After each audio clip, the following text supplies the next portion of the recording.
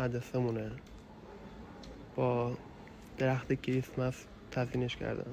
خب بچه‌ها اینجا که بهتون شدم ساختمونه مدرسه‌مونه و اینجا ما تخصصی یاد میگیریم توی شغلمون که هستیم. حالا مثلا من اینجا آشپز هستم، تو آشپزیمون کلا چیزهای تخصصی یاد میگیریم.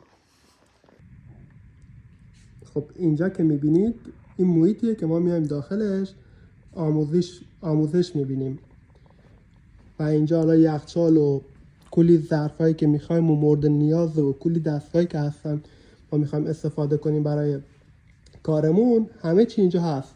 از هر چی که بگیرین موجوده. حتی بعد این فره همه کاری انجام میده، یعنی هم با بخار میپزه غذا رو، هم کلی چیزای دیگه. و حالا اون و اینجا که میبینید مثلا 4 ردیفه، یکی اینجاست و دیگری هم که اینجاست و این اولی هم که اینجا بود. یعنی این که وقتی شما میاین اینجا توی محیط کلی آدم مثلا 30 نفر یا لوش این دو چیز هستن که میان اینجا قشنگ راحت آموزش میدن. حالا تو اون دستوری که اون مربی که میاد اینجا به ما آموزش میده همه چیز و اینا رو بهمون میگه.